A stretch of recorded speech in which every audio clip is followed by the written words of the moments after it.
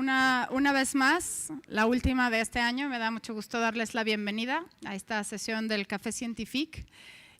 Muchos de ustedes sé que han venido ya en otras ocasiones y para los que no, me gustaría explicarles muy brevemente de qué se trata. Yo soy Maya Viesca y desde el Centro de Promoción Cultural organizamos este espacio que le llamamos de ocio para pensar y platicar la ciencia, en donde cada mes invitamos a un científico a conversar con nosotros en una lógica como de charla de café, ¿no? Como si nos sentáramos con un amigo a tomar un café y platicáramos sobre lo que hace y lo que le apasiona y lo que sabe y las dudas que tiene.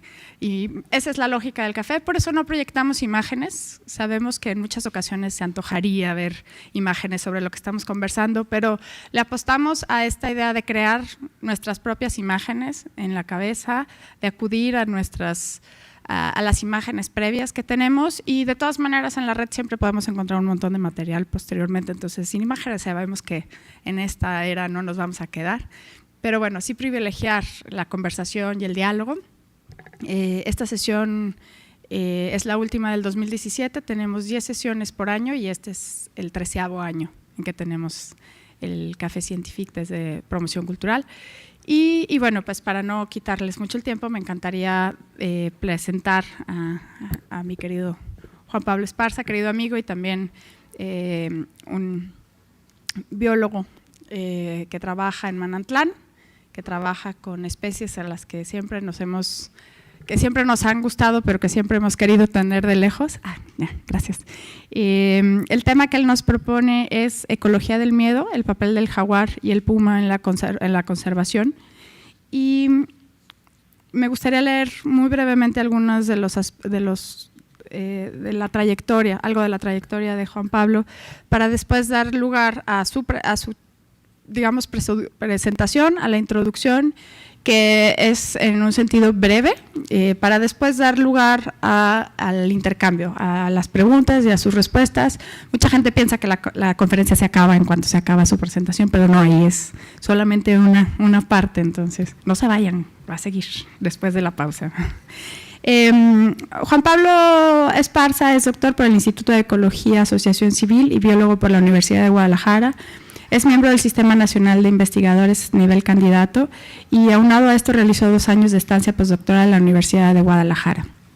Es miembro de la Asociación Mexicana de Mastozoología y actualmente es profesor huésped nivel 2 en el Centro Universitario de la Costa Sur de la Universidad de Guadalajara también, con su sede en Autlán. Ha realizado estancias académicas con el doctor Raúl Valdés en el New Mexico State University y con el doctor John Landré en Idaho State University y State University de Nueva York. La mayor parte de su trabajo se enfoca en ecología de miedo y riesgo de depredación y en ecología de miedo. Hay más cosas como siempre, pero me gustaría más bien dejarte la palabra. Bienvenido, muchas gracias. Bueno, buenas noches a todos, gracias por estar aquí. Y me parece esta casa es muy agradable, entonces yo creo que se presta el espacio para una muy buena charla. Y yo les voy a platicar de algo que me fascina a mí, ¿no? ¿Ya puedo empezar? Ok. De algo que a mí me apasiona desde niño, ¿no? Y a lo mejor que a todos los humanos nos atrae mucho, son los felinos, ¿no? Y dentro de los felinos, o sea, tenemos como, no sé, cierta… o sea, son empáticos hacia nosotros, ¿no? Pero aparte de esa empatía, quiero transmitirles que son muy importantes para la conservación. Y algo que también me parece fascinante es cómo el miedo puede estructurar en ocasiones las comunidades biológicas e inclusive modificar los ecosistemas. Entonces, en general les quiero hablar de todos estos aspectos, espero que haya mucho interés y me pregunten mucho. Y bueno, como es una charla, primero quería preguntarles, que me digan si ustedes saben cuáles son, que me digan los animales más peligrosos que conocen del mundo. A ver, díganme alguien, sí. A ver, aquí el ser humano, ¿alguna otra opinión? El mosquito, ¿sí? ¿Alguna otra opinión? La araña. El burro. A ver, ¿por qué el burro? Bueno, Generalmente cuando uno les pregunta a las personas cuáles son los animales más peligrosos, ¿no? Muchas veces, dependiendo del contexto, mencionan las víboras, los cocodrilos, los tigres, los leones, ¿no? Pero el humano, pero no. El animal más peligroso es el que dijo acá Juan, son los mosquitos, ¿no? Los mosquitos, digamos, sobre todo los que transmiten malaria, más o menos al año mueren 3 millones de personas por malaria y se enferman cerca de 900 millones. Inclusive el dengue mata a alrededor de 50,000 personas al año y otras enfermedades que son endémicas, como por ejemplo el Chagas, 7,000. El humano, o sea, la malaria mata más que los humanos, porque muchas veces me dicen que el humano, el único estudio que conozco como a nivel mundial, no recuerdo por qué dependencia de la ONU, no sé, fue en el 2012 o 2013, que contabilizó los asesinatos de personas fuera de las guerras, ¿no? Porque las guerras sí son como eventos especiales, es menos que los mosquitos. Entonces, lo que quiero transmitirles aquí, por ejemplo, en las comunidades que nosotros trabajamos, uno de los grandes conflictos es con la gente le tiene miedo al jaguar y al puma porque dicen que en todos los lugares prácticamente de México, yo me atrevería a decir casi de toda América del Sur, uno va a las comunidades y hay historias de que el jaguar se comió a esta persona, se la llevó, pero ¿saben en México cuántas personas mueren al año por jaguar o por puma? 0. O sea, en México no existe solo un caso registrado de muerte por puma, y en el jaguar, en toda su distribución natural, o sea, casos confiables, ¿no? Les digo, hay historias en todos los lugares, solo hay 3 casos registrados que se puedan verificar, ¿no? 2 de los cuales las personas estaban cazando al jaguar y una vez el jaguar herido regresó y los mató. Y el otro caso se lo atribuyen al jaguar, pero realmente no se sabe. Entonces, el miedo, si la mayoría de la gente, si en el campo, ¿no? La gente del campo que es muy valiente, si le dices que si le gustaría ir solo al campo en la noche donde hay jaguares o pumas, te va a decir que no. Y muchos de nosotros, si sabemos que hay un jaguar o un puma en el área, no nos gustaría estar solos, nos dan miedo. Y eso que no matan a nadie, pero la percepción es exagerada. Y esta percepción exagerada, imagínense, en el caso de México, que no ha habido una sola muerte de la gente que le tiene miedo al jaguar o al puma, en las presas es muy grande. En las presas como el venado, el pecarí, es muy grande, ellos sí los matan continuamente. Y esto tiene repercusiones muy fuertes, ¿no? Y bueno, tiene repercusiones muy fuertes en los ecosistemas. Entonces, peligroso es un animal que causa daño. Los que causan daño es como el mosquito, causan muertes. Pero más bien los humanos y los animales lo que están percibiendo perciben un animal que es feroz. El que es feroz el que lo percibe es el animal, no es que el animal en sí sea feroz, ¿no? Es como lo percibimos. Entonces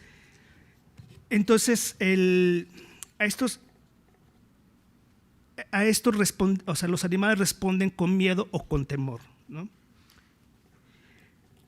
Y bueno, lo que se ha visto últimamente es que a través del miedo y a través de los depredadores tope, que en este caso son los jaguares y los pumas, pueden influir en la biodiversidad de los ecosistemas. Pero como el tema es ¿qué es ecología del miedo? En general, la ecología del miedo es un campo nuevo, ¿no? Que se está trabajando y que cada vez ha agarrado más fuerza. Al principio era como muy desconocido, mucha gente criticaba que si los animales tenían miedo, ¿no? Como que era un problema de ecólogos y de biólogos, pero no era un problema de los psicólogos que han trabajado mucho con miedo con los animales, ¿no?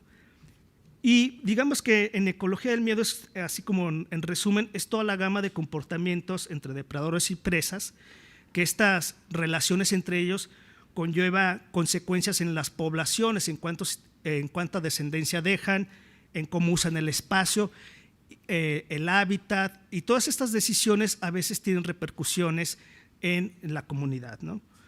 Generalmente los animales se encuentra en una disyuntiva: alimento por seguridad. Generalmente cuando hay más alimento se encuentran, son lugares peligrosos para comer. Entonces el animal tiene que decidir qué hace. ¿Me arriesgo por alimento, aunque es muy peligroso, o no? Entonces los animales generalmente sacrifican alimento por seguridad. Se van a sitios que son más seguros, pero que tienen menos alimento, o lo que hacen es vigilar más cuando están comiendo. Entonces entre más vigilan tienen menos tiempo para comer. A veces aumentan el tamaño de grupo, es una de las estrategias. Aumenta el tamaño de grupo para disminuir la probabilidad de ser depredados, o cambian sus patrones de actividad. Imaginémonos, ¿no? O sea, por ejemplo, ¿por qué no nos gusta salir a la noche? En primer lugar, porque vemos menos, estamos en una desventaja, y alguien inclusive aquí en la ciudad, no sabemos si alguien está escondido por ahí. En el día es más fácil que lo podamos ver y detectar. Ahora, si es un lugar peligroso, imaginemos esto como, para no poner como nombres en la ciudad, pero nosotros sabemos aquí en la ciudad que hay zonas más seguras y zonas muy peligrosas. Entonces, si nosotros vamos a una zona que es peligrosa, ¿qué haríamos? Lo más seguro es que iríamos en el día. En la noche no iríamos porque nos estamos arriesgando mucho. O vamos acompañados. Y si vamos ahí, estamos vigilando más. Y en un lugar seguro ni nos preocupamos por ese tipo de cosas, ¿sí? Inclusive, bueno, en lugares, a lo mejor lugares turísticos, para poner como una analogía con los animales, en la noche, que son seguros, uno está muy tranquilo, ¿no? En lugares turísticos. Y en las ciudades, ciertas zonas, o no es muy recomendable. Esto es una analogía para explicarles que eso también hacen los animales, ¿no? Y lo importante de esto es que muchas veces lo que se creía en el pasado es, bueno, les voy a hacer la pregunta, ¿cómo? O sea, ya sabemos que los depredadores se comen a sus presas, ¿no? Y se dice que las regulan porque las mantienen a raya, ¿no? Pero ¿ustedes creen que un animal, cómo creen que los controla a raya? ¿Creen que sea suficiente el número de animales que consume para mantenerlos así como en niveles bajos de población? A ver, no sé si me expliqué bien. A ver, ¿cuál es la idea que les han dicho ustedes que los depredadores tienen a raya a los animales para que no, digamos, haya muchos? Sí, esa es como la idea que se cree, pero realmente se ha visto que en muchos casos realmente hay una cosa que se llama efectos no letales de la depredación, es a través del miedo, y les voy a explicar un poquito por qué. Un puma o un jaguar, si bien le va, a lo mejor se come, cuando no están criando, no tienen crías, a lo mejor se come en promedio, si le va muy bien, un venado cada semana, si le va mal, un venado cada 3 semanas. Entonces, digamos, al año, a lo mejor se come unos 24 venados, digamos. Lo cual realmente es poco, pero por lo que se ha visto, por ejemplo, con lobos en Canadá, en zonas donde hay lobos y zonas donde no hay lobos, los animales viven estresados. ¿Por qué? Porque le tienen miedo al depredador, ¿sí? Entonces se van a zonas donde se alimentan, donde la comida es de más baja calidad, pero están seguros. Entonces están un poco, digamos, se pueden estar un poco desnutridos. Y ustedes saben, por ejemplo, que cuando, bueno, en los animales, a lo mejor lo han oído, en los zoológicos, muchas veces no se reproducen porque están en algún tipo de estrés. Los animales cuando están estresados no se reproducen. Si eso lo aumentamos, que hay ciertos años que son como más secos, pues están un poco desnutridos y se reproducen menos. Entonces, en lugar a lo mejor en esa región que pudieran nacer unos 100, 200 venados, a veces hay años que no nacen ninguno. Entonces, realmente el efecto es más a nivel poblacional, en muchos casos, no en todos los casos, es por que no se reproducen muchas veces debido al miedo, ¿no? Y bueno, el ejemplo más clásico, a lo mejor ya es muy conocido, ¿de qué consecuencias tiene esto? es un ejemplo que ocurrió en Yellowstone. No sé si alguien ha visto cómo los lobos cambian los ríos, ese video. Y un poco se los voy a describir. Es como el ejemplo que le dio como este realce a lo que tiene que ver en el miedo en la ecología, ¿no? Durante muchos años Estados Unidos tuvo una campaña de exterminio de los depredadores, y porque los ganaderos decían que acababan con su ganado, y hubo una campaña muy fuerte que se acabó con una persecución con los lobos, que México también le entró, influido por Estados Unidos, y prácticamente acabaron con todos los lobos de Estados Unidos. Quedaron algunos, no sé si en Minnesota, en algunas partes colindantes con Canadá, y en México prácticamente los acabaron, ahí sí lo lograron, ¿no? Entonces en Yellowstone, creo que en 1994, como una cuestión de pena moral o remordimiento, trajeron lobos porque pues los había acabado el hombre, y no se esperaban, o sea, pasó una serie de eventos que no esperaban. Trajeron a los lobos y se hizo como un experimento natural muy padre, ¿no? Conforme iban creciendo, o sea, los lobos llegaron a una zona y pudieron comparar primero que en las zonas donde había lobos, los venados cambiaron el uso del espacio. Los lobos generalmente no sé si algunos han visto cómo cazan. A ellos les favorece cazar en áreas abiertas, porque como cazan en grupo hacen estrategias y los van persiguiendo. Y les dificulta, aunque también cazan en los bosques. Los venados antes tenían prácticamente sobrepastado, porque son venados que son más como vacas, apacentadores, comen pasto. Prácticamente tenían pues como ya erosionado el suelo, muy sobrepastoreado en esas zonas abiertas. Llegan los lobos y se empiezan a ir hacia el bosque. Y aquí donde, como ya no estaban comiendo, empezaron a crecer arbustos y árboles. Había árboles no había regeneración de árboles desde, coincidentemente, más o menos de 1926, cuando se acabaron los lobos. Eso lo saben porque había quien estudió la edad de los árboles. No había habido ningún reclutamiento nuevo.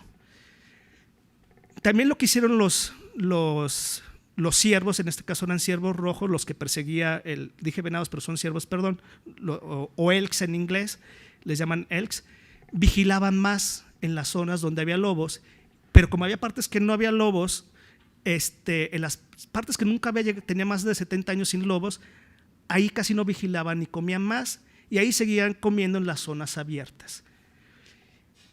Y hubo un cambio comportamental, pero esto desencadenó una serie de cosas que se les llama cascadas tróficas, ¿no? Entra el depredador, los animales cambian de comportamiento, dejan de usar estas zonas, se regenera, empiezan a crecer arbolitos, en los árboles empiezan a anidar aves, antes había menos aves, se frena la erosión porque crece la vegetación, cambian las condiciones del río, se mejora la calidad del agua al no haber erosión. Antes había mucha erosión, estaba muy turbia, empieza a aumentar los insectos acuáticos, empieza a haber más peces, empieza a haber más anfibios, y todo eso, a fin de cuentas, cambió en aumentar la diversidad. Al final llegaron los castores, que solo les llaman ingenieros del ecosistema, porque antes no había castores, y empiezan a ser presas, y se cambia totalmente el ecosistema, y al final hasta cambian los cursos de los ríos, la rapidez de los ríos, ¿no? Ese es un ejemplo prácticamente de libro de texto, ¿no? Como en el cual hay una cosa que se llama especies clave, que en este caso el lobo era una especie clave. Una especie clave es aquella que tiene una gran influencia, ¿no? Si tú lo quitas, cambia totalmente, ¿no?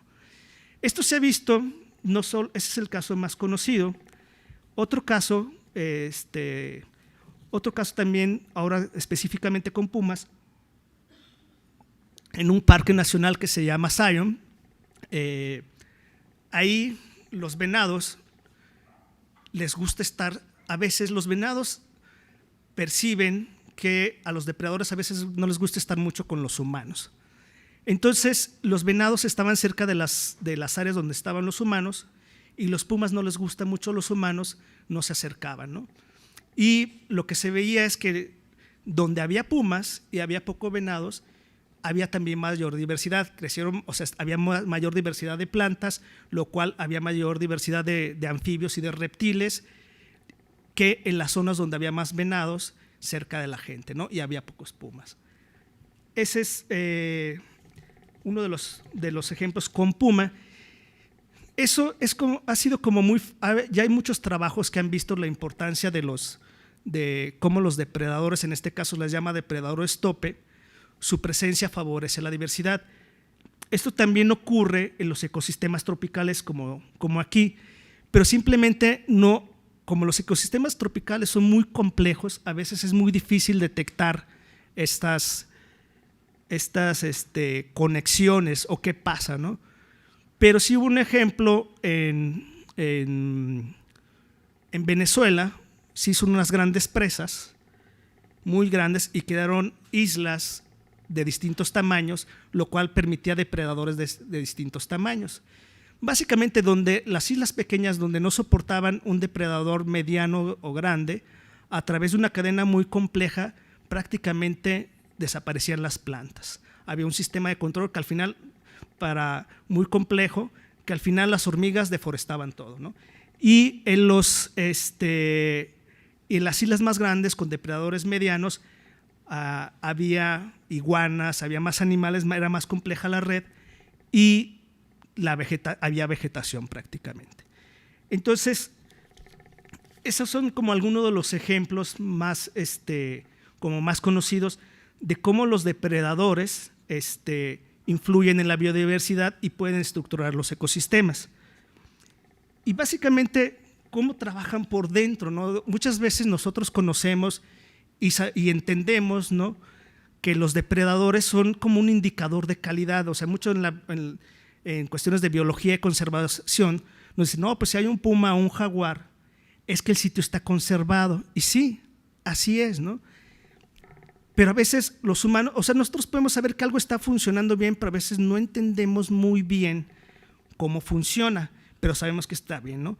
Pero ¿cómo funciona que los depredadores, cómo trabaja por dentro el sistema, ¿no? Y básicamente hacen dos cosas. Una cosa que se llama el control de los mesodepredadores o depredadores medianos y el control de los herbívoros. ¿Cuáles son los depredadores medianos? Por ejemplo, aquí el puma y el jaguar, pues son los depredadores tope, no hay nadie más arriba que ellos.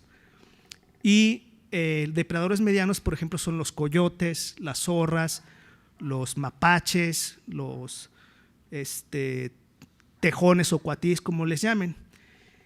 Y ellos también, esos depredadores medianos también le tienen miedo a los depredadores tope.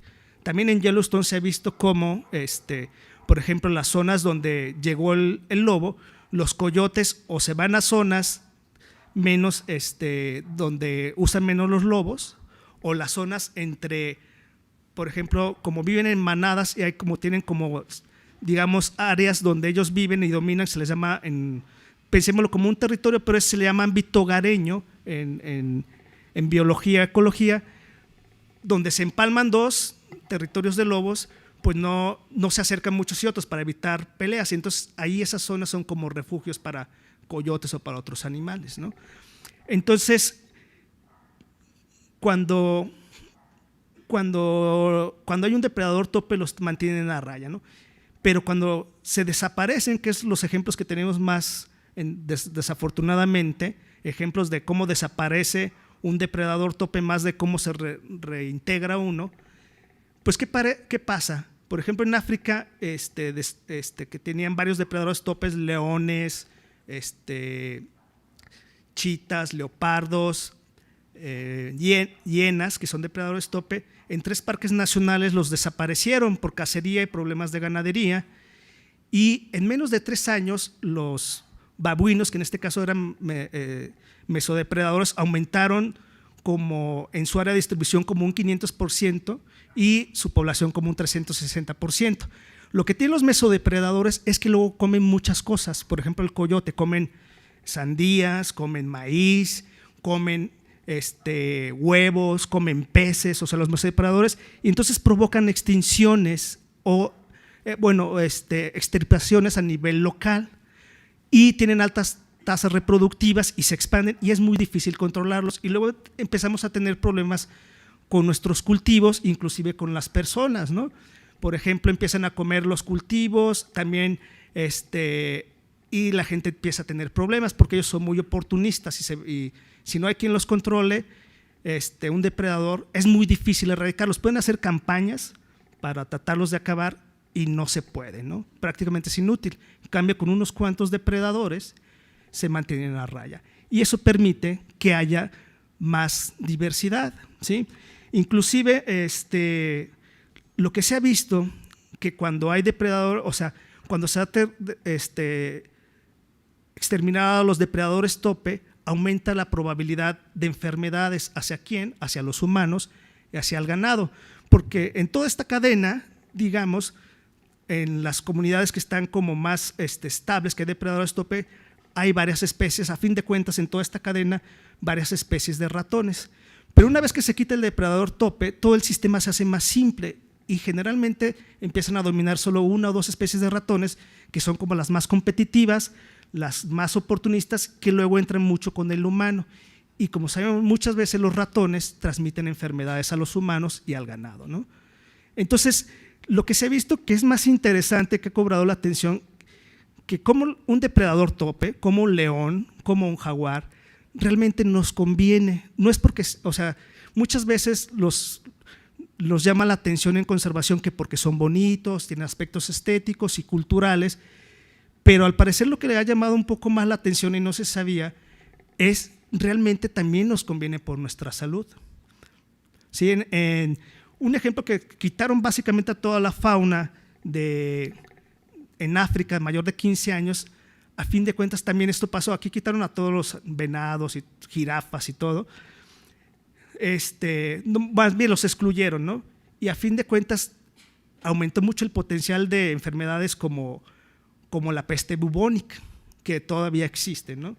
Eso es nada más para un poco que también nos conviene. Y bueno, creo que ya me estoy extendiendo mucho, pero y básicamente también controlan a los herbívoros, ¿no? Cuando se quita un depredador tope, como el ejemplo de Yellowstone, y como pasa en muchas zonas de Estados Unidos, hay como crecen muy, exponencialmente los venados y prácticamente no crece nada, ¿no? Y en muchos lugares, por ejemplo, de Estados Unidos, donde no hay depredadores, en el pues tampoco hay regeneración de nuevos bosques, ¿no?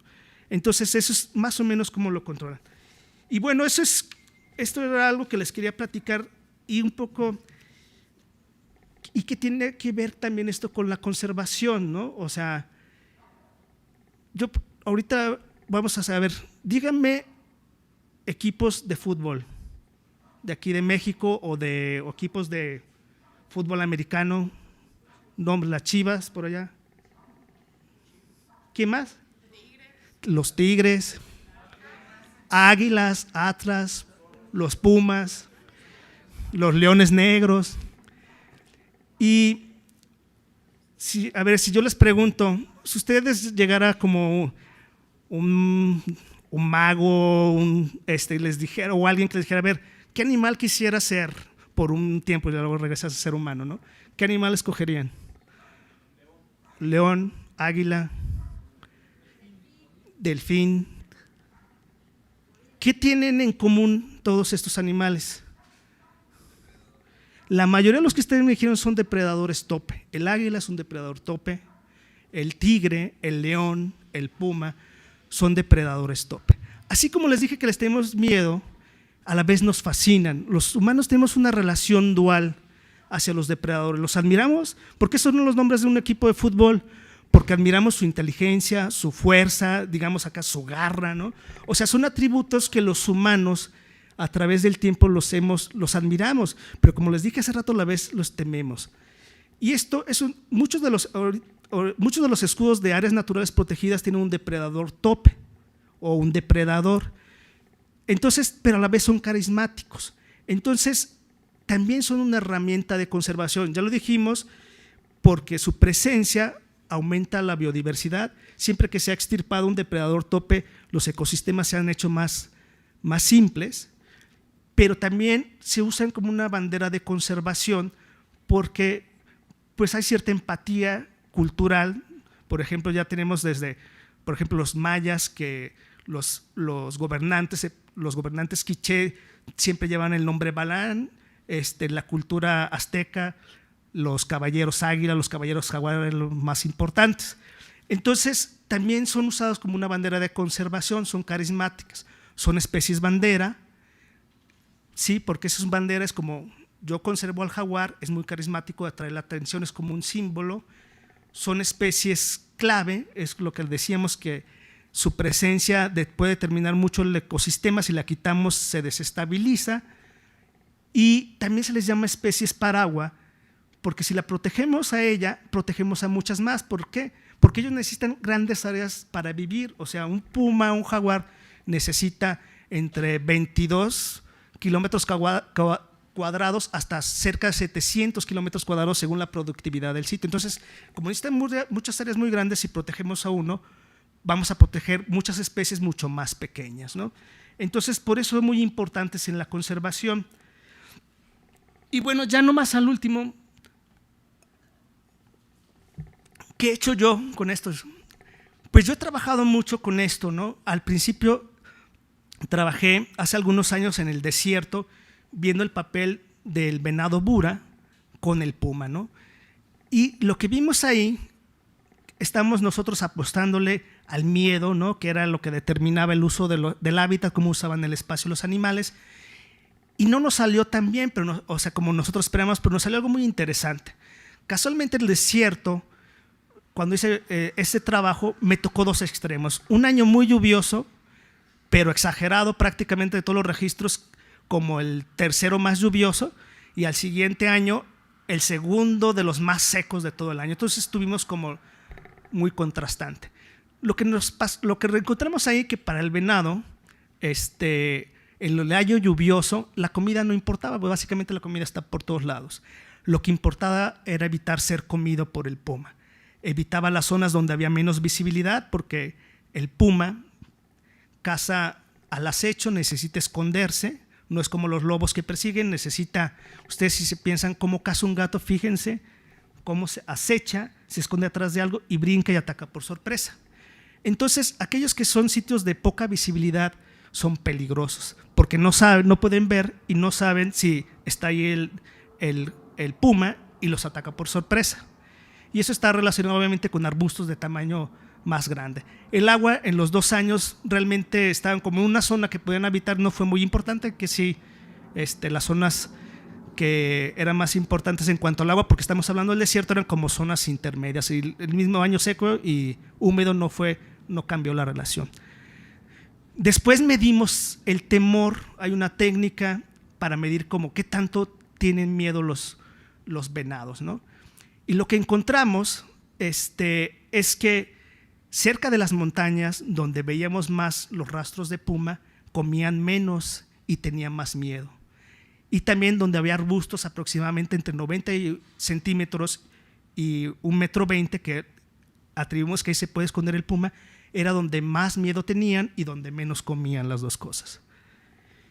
Y después aquí en Manantlán he estado trabajando con estos mismos temas, ¿no? Por ejemplo, un año estamos tratando de ver qué era lo que determinaba más la presencia de predadores tope, ya no pensando en especies, sino como en grupos funcionales, puma y jaguar.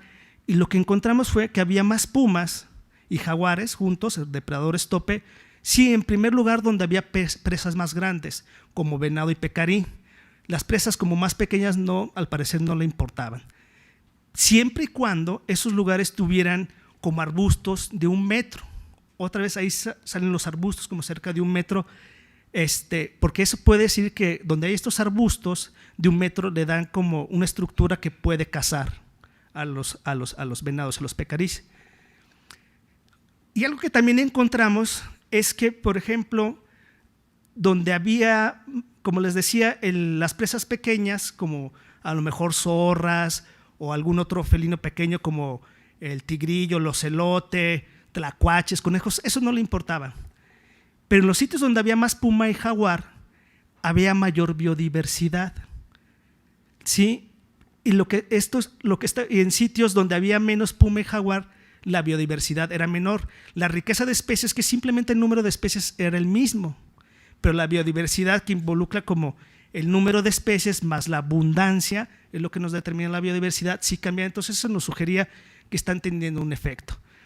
Posteriormente queríamos ver cómo era el uso del espacio. Hicimos otra vez la misma técnica que había utilizado antes en el desierto, para ver qué tanto miedo tenían los pecaríes. Queríamos que los venados, pero los venados no se prestaron al experimento. Y lo que queríamos ver ahí, está el bosque y están ciertos fragmentos abiertos que son muy arbustivos, en donde casi no hay visibilidad. Y escogimos zonas de bosques que se podía ver mucho, ¿no? Lo que encontramos ahí es que los pecaríes les da más miedo ir a comer a la zona arbustiva. Y en la zona dentro del bosque, que eran zonas que variaban a más de unos cuantos metros, o sea, podían ir fácilmente de un lado para otro, les gustaba más, tenía menos miedo en las zonas dentro del bosque. Y al parecer hay como una distancia umbral en felinos, que se ha visto en leones, en leones, en tigres, en leones, pumas, y aquí en este experimento, como que a los 20, los felinos, estos grandes felinos, necesitan como una distancia de 20 metros sin ser detectados para poder que sea exitosa la cacería. Si la presa ve al depredador más de 20 metros, lo más seguro es que no lo alcance a cazar. Y eso lo vimos también, aparte, vimos que esa distancia, las zonas arbustivas solo veían en promedio como 14 metros y las zonas dentro del bosque como 22 metros, y eso coincidió con la literatura, ¿no? También lo que sí me hizo sorprendente es que los pecaríes sí iban a comer a las zonas arbustivas, pero prácticamente en el día. En la noche ni se aparecían, salvo muy raras veces, y sí iban al bosque, que estaban unos cuantos metros en la noche, ¿no? Y eso es como esto, porque lo atribuimos a que pues les da miedo, como ya les decía, voy ahí que es peligroso. Si voy ahí que es peligroso, voy en el día, pero en la noche no me paro. También, como teníamos ahí cámaras alrededor, que ahora se usan mucho las cámaras, unas cámaras que cuando pasa un animal tiene un sensor de movimiento y toma una foto, vimos que los días que al menos estamos seguros que había un puma o un jaguar, esos días los animales comían menos y tenían más miedo, que los días que no registrábamos sí comían más, ¿no? Entonces, como que ellos se dan cuenta también por ciertas claves, por el olor, por los rastros, que ahí anda alguien, ¿no? Y en esas zonas que también más arbustivas, ahí encontramos varios cadáveres de venados y de pecaríes, ¿no? Y bueno, pues ya eso es a grandes rasgos lo que les quería platicar, porque ya estamos sobre el tiempo.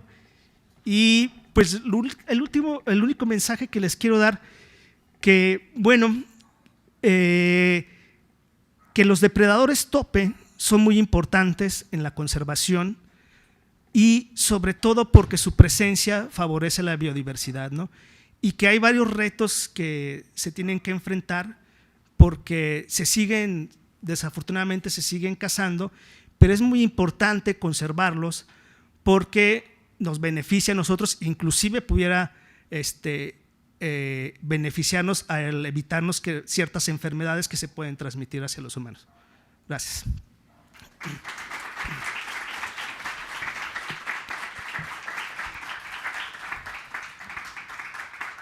Gracias, Juan Pablo. Pues damos 5 minutitos de pausa, por si alguien quiere servirse otra taza de café, y retomamos la sesión con sus preguntas. Como les decía, no se acaba, apenas vamos a la mitad. Gracias.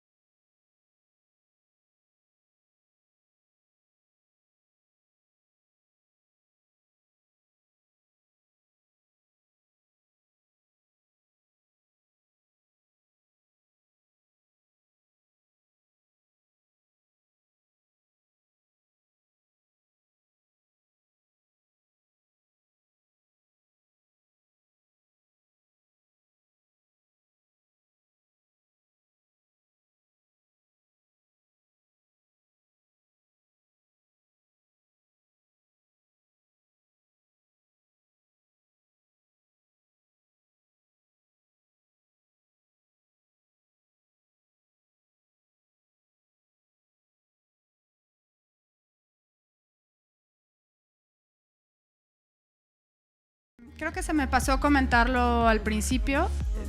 Todas las sesiones se graban en audio y se colocan posteriormente en nuestra página web y también en video desde septiembre del año pasado, y además estamos transmitiendo vía streaming. Entonces es muy importante que todas las preguntas las hagamos a micrófono.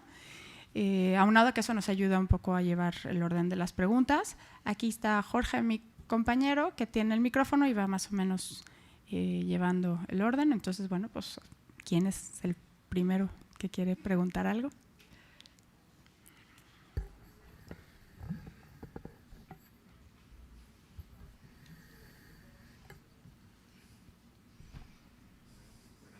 Ya hemos venido varias veces al café, llevamos también mucho tiempo yendo al café. Y bueno, en este caso felicitarlo, realmente nos pareció que no hacían falta las imágenes, quedó muy clara la exposición y esta función especial que tiene el miedo como esta psicología de los animales, donde efectivamente yo escuché una vez que estuve en Chiapas un dicho de los mayas que decía: el tigre no mata o el jaguar pues no mata con las garras, mata con la mirada.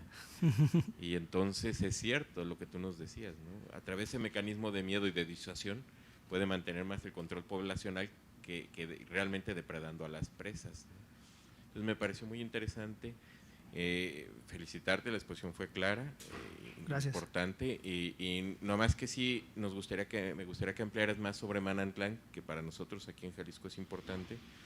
Yo alguna vez participé en cuestiones ambientales y conocí el proyecto que desarrolló un biólogo en Guadalajara sobre la reserva que tiene la Universidad de Guadalajara ahí, ¿no? Y toda esta conservación, que cada vez está bajo más presión Manantlán, ¿no? Me sorprende que todavía haya estos depredadores tope ante la brutal agresión que sufre los parques naturales en México y la desprotección en que se encuentran. Entonces, que nos ampliaras un más sobre este modo de vida que hay en Manantlán, donde existan todavía estos depredadores tope, ¿no? Ojalá pudieras darnos más información al respecto y dejar otra vez la felicitación, que nos ha agradado mucho. Sí, bueno, un poco cómo se creó la Reserva de Manantlán. Voy a dar una pequeña introducción para aquellos que no saben. La Reserva de Manantlán se creó básicamente por el descubrimiento de un maíz silvestre, ¿no? Ciadeplo perennis, fue lo que detonó, digamos, la atención hacia esta región. Venían a estudiar este maíz que tenía la peculiaridad de que tenía el mismo número de cromosomas que el maíz cultivado, y lo interesante es que este maíz es perenne y, o sea, vive como 8 años. Entonces se quería transmitir a través de cruces genéticos que el maíz cultivado pudiera sembrarse cada 8 años, y eso tendría mucho ahorro a nivel mundial, al no estar labrando cada año, ¿no? Eso no se pudo, pues. Sí hubo otros beneficios, se hicieron resistentes a enfermedades, este maíz era resistente a enfermedades, y sí se logró pasar. Y eso trajo la atención de personas, empezaron a venir a buscar el maíz, y se empezaron a dar cuenta, sobre todo los botánicos. Un botánico, Joe Giltis, fue muy importante, de la Universidad de Wisconsin, y había una gran biodiversidad y empezaron a encontrar especies nuevas. Total que empezó a traer la atención, empezó a llegar más gente, y al principio se quería crear una zona para proteger el maíz nada más, pero después, por influencia de otro personaje importante en México, Gonzalo Hafter, impulsó, y otros personajes, se creó una reserva de la biosfera. Y bueno, ¿qué ha pasado? Ese es como el contexto un poco para las personas que no saben un poco de Manantlán. Y fue una de las primeras reservas de la biosfera que se reconoció dentro del programa MAP UNESCO. Y ha habido una recuperación, desde mi punto de vista al menos, en cuestiones de animales, ¿no? Hay un ejemplo ahí en Manantlán. Tenían la buena costumbre, en la estación, hay una parte que compró el gobierno del estado y lo tiene en la Universidad de Guadalajara como dato, que es la Estación Científica Las Joyas. Ahí sabemos que hubo una recuperación de la fauna, ¿sí? Primero se tenía registro ahí de observaciones de fauna, y al principio lo que más se veían eran coyotes, muchos coyotes, y raro ver un venado, porque esa zona era como un rancho productivo que tenía ganado, se cultivaba, cuando se compra por el gobierno del estado y se lo da a la Universidad de Guadalajara, se saca el ganado, se sacan muchos perros que habían ahí ferales y se cerca y digamos que empieza como una cuestión de conservación estricta. A través de los años se empezó a observar cada vez más venados y aumentaba el tamaño de grupo hasta que se estabilizó. Y después empiezan a aparecer los pumas y empieza a desaparecer el coyote. Esto es como un ejemplo muy bonito observacional de la historia que estuvo pasando y se sabe por los registros. Yo cuando fui como estudiante ahí, se veían muchas zorras y ya se veía el puma más o menos regularmente y se veía muy fácil venado. Pero había todavía muchas zorras, pero ya no se veían coyotes. Ya después que yo no estuve ahí, se empezó a ver, empezó a aparecer el jaguar. Y conforme apareció el jaguar, desaparecieron las zorras. Y bueno, sí quedan zorras, pero antes eran muy abundantes, ahora es muy raro. También los cuatís ya casi no se ven.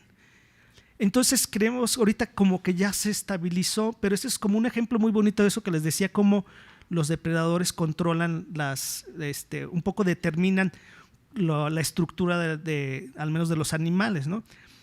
Y sí ha servido, al menos en el caso de animales, a lo mejor lo que está pasando, eso no sabemos, ¿no? Sí, las reservas en general, al parecer sí están, no sabemos muy bien si sirven como un refugio, ha aumentado, pero ahora lo que se tiene que pasar, mucho de la investigación y conservación se ha enfocado en áreas naturales protegidas y ahora tenemos que ver qué es lo que pasa afuera, ¿sí? Porque esa es como la nueva tendencia. Desde mi punto de vista sí se ha mejorado, pero si nomás nos quedamos con las áreas naturales protegidas, se quedan como en una isla y esto se tiene que como transmitir como estas experiencias de conservación hacia todas las sierras, ¿no? Bueno, no sé si más o menos, sí, con eso es.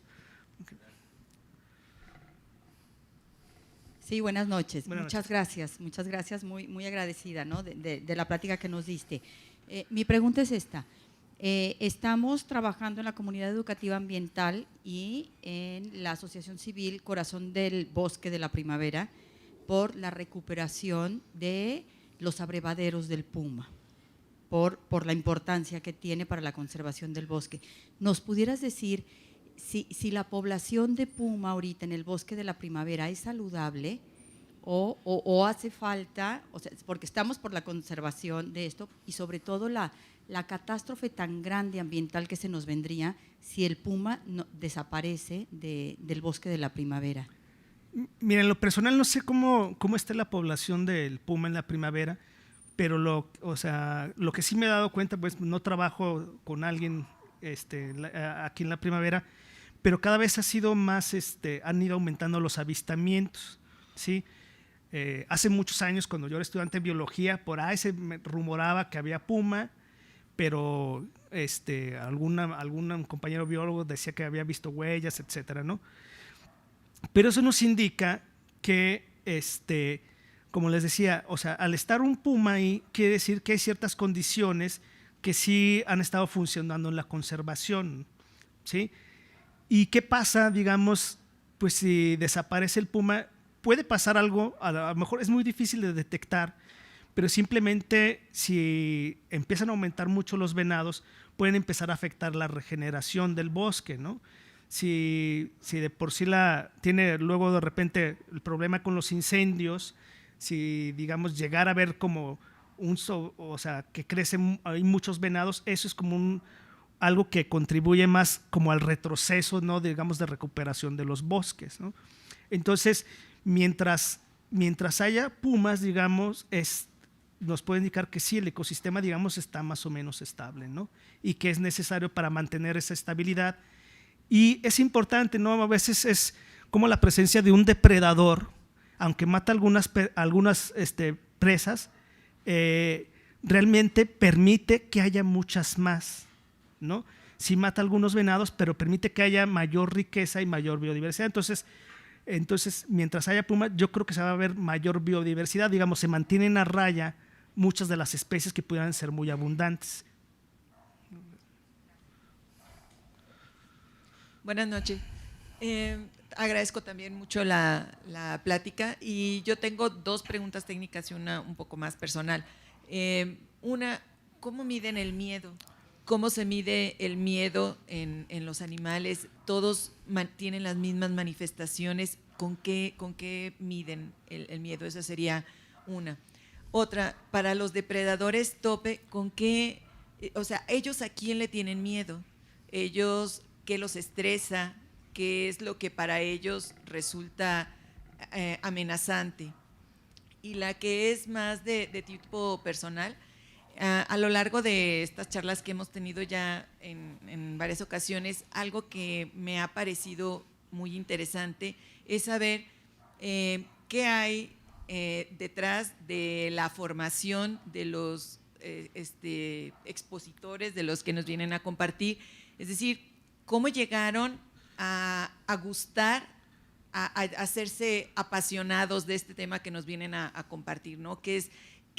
Cómo fue su historia de formación y su historia de apasionamiento para este punto. Gracias. Sí, ¿cómo se mide el miedo? Hay diferentes técnicas, ¿no? Alguna que desafortunadamente no podemos hacer aquí, pero me encantaría, ¿no? Es a través de, por ejemplo, como es difícil ver a los animales, si ustedes van al campo, ¿cuántos han visto que vayan al bosque, que hayan visto, por ejemplo, un venado? Pues varios, ¿no? Pero no todos. ¿Y a un puma, a un jaguar, por ejemplo? O sea, es muy difícil ver a algún animal. Entonces, muchas veces se trabaja con los rastros que ellos dejan, ¿no? ¿Y cómo se trabaja, por ejemplo, para ver que los animales tienen miedo? A través de las excretas. A través de las excretas se puede obtener, no recuerdo si es la cortisona o algo, que es un indicador del miedo o del estrés, y esa es una manera de saber. Por ejemplo, este ejemplo que les decía con lobos, cómo sabían que tenían miedo, era a través de las excretas, o sea, zonas que había lobos, se detectaban no sé, cortisona, creo, no sé qué otro, tenían altos niveles, y en las zonas donde había lobos no tenían. Es una manera de evaluar. Son básicamente indirectas. La que yo he trabajado es con la comida. Imagínense ustedes que vamos a imaginarnos que estamos en una guerra, ¿no? En una guerra, como ocurre en muchos lugares, y necesitamos ir. ¿Qué pasa a veces? No sé si ustedes se fijan en las guerras, ¿no? Donde a veces hay bombas o donde matan a las personas, es cuando tienen que ir por comida en los mercados. Hay atentados ahí. Entonces, esos, pues tiene uno que ir por comida, ¿no? Pero como uno necesita comer, pues necesita arriesgarse, ¿no? Entonces, ¿qué hago si necesito comida en un lugar, o si tengo comida en un lugar peligroso? O no voy, o si voy, como rápido y me voy. Y en un lugar seguro puedo pasar mucho tiempo. ¿Cómo se hace con animales? Queremos probar que algo, decimos, este lugar es más peligroso. Por ejemplo, el bosque donde se ve mucho es seguro, y las zonas arbustivas donde casi no se ve es peligroso. Si yo pongo 1 kilo de comida en la zona peligrosa y 1 kilo en la zona segura, yo espero que en la zona segura los animales pasen más tiempo, coman más, y cuando yo lo dejo 24 horas, cuando yo vaya haya poca comida. En el sitio peligroso, como es peligroso, pues si van, comen poquito y lo dejan, entonces dejan más comida. Es una técnica indirecta, pero no solo les pones la comida, porque pues puede decir, bueno, es peligroso, pero como rápido y me voy. Y entonces, pues sí me arriesgo, ¿no? Les ponemos la comida revuelta con algo que no se pueda comer. Por ejemplo, yo les pongo maíz con alfalfa en pellets y le revuelvo pedacitos de olote cortado, porque en unas cajas. Entonces ellos, entre más comen, cada vez hay menos comida, pero como no se pueden comer los olotes, el siguiente, digamos, alimento es más difícil. Con el tiempo cada vez hay menos comida, pero es la misma cantidad, de lo que los dificulta. La tasa de obtención de alimento disminuye, y entonces ya se ponen a pensar si les conviene quedarse ahí. Y actualmente con las cámaras, que eso se hace con ratones, con muchas cosas, también las cámaras nos pueden, a través del número de fotos o videos, ver cuántas veces están vigilando, porque, o sea, los animales están comiendo y luego vigilan. Cuántas veces tiene la cabeza abajo es como puedes medir el temor, ¿no? ¿Y a quién le tiene miedo los depredadores tope? Al humano. O sea, en el pasado, pues ellos prácticamente no le tenían miedo a nadie, y si no tienen, los animales básicamente, cuando no conocen al humano y si no los persigues y si no le tienen miedo al humano, ¿sí? Historias de los naturalistas, aquí en América veí que no había, o sea, zonas pues, que llegaban y los animales no les tenían miedo, pero aprenden. ¿Sí? Si a veces los gatos son curiosos, los pumas y los jaguares nos ha tocado ver que te están viendo y no te tienen miedo, pero si ellos asocian a que los matas, te van a tener miedo, ¿no? Entonces básicamente aprenden que al humano, eso es todos los animales. No sé, por ejemplo, aquí en México también en parte no vemos venados y pues no sé, muchos de ustedes han ido a Estados Unidos, allí se ven mucho los venados, es muy fácil verlos, ¿no? A los americanos, a los norteamericanos, bueno, a los de Estados Unidos no les sorprende ver un venado, son como, pues ellos dicen, son como hasta plaga o ratas, ¿no? Dicen ratas grandes, ¿no? Y aquí ver un venado es maravilloso. ¿Por qué? En primer lugar sí hay menos, ¿no? Pero en segundo lugar, los pocos que hay, pues nos tienen miedo y ellos nos detectan antes y se van. En los lugares, por ejemplo, allí en la Estación Científica Las Joyas, donde ahorita trabajo, pero también en el Laboratorio del Desierto, donde trabajé con venados, allí es muy fácil ver los venados, aunque estamos en México, uno porque sí están buenas las poblaciones y otro porque asocian que el humano no es peligroso. Tiene una cierta distancia umbral, todos los animales que no permites que te acerques hasta cierta distancia, pero donde los persigues y los molestas, es muy difícil verlos. Y la otra, pues esto tiene que ver con historias muy personales, ¿no? Yo realmente mi vida en la biología se la debo al Club Alpino del Instituto de Ciencias, al CAEC, que ahí salía de excursiones y me encantaba la naturaleza. Entonces, al momento de decidir qué voy a hacer de mi vida, pues sí me gustaban algunas cosas, pero no veía mi vida como encerrado en una oficina, en un lugar. Pues yo lo que dije, pues a mí me gusta el campo, a mí es lo que me fascina estar en el campo y qué puedo hacer, pues biología, ¿no? Y ya un poco, aunque no lo tenía muy claro que me iba hacia los felinos, pero un poco me interesaban los depredadores y básicamente fue por una oportunidad que conocí una persona que trabajó, el doctor John Landré, que ha trabajado mucho estas cuestiones de ecología del miedo, que fui con él a Estados Unidos y básicamente pues ahí seguí esta línea, ¿no? Pero viene pues también, bueno, también desde niño, ¿no? Con mis papás iba a sus pueblos donde son de origen y nos gustaban los paseos, ese contacto con la naturaleza, tanto a nivel familiar como a nivel del club de montañismo y de excursionismo, fue como me determinó.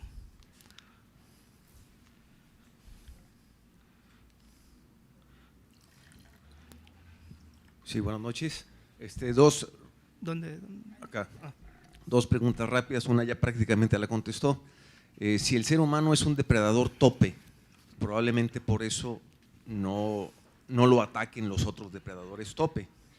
Y la otra es, si se pudiera saber, ahorita no podemos saber por la tecnología, pero en algún momento, como los naturalistas pudieran decir, ¿cómo afectaba o cómo ayudaba en la ecología el ser humano siendo un depredador tope?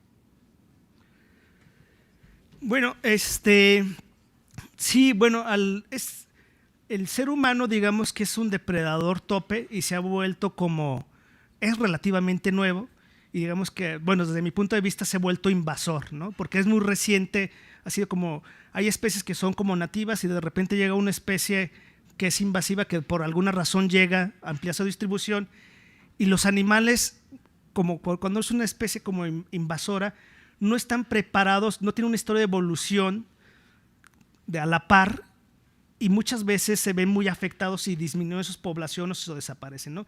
Entonces básicamente el humano sí se expandió muy rápido y al ser, pues es un depredador tope con tecnología, ¿no? Con herramientas podemos matar a los animales, ¿no?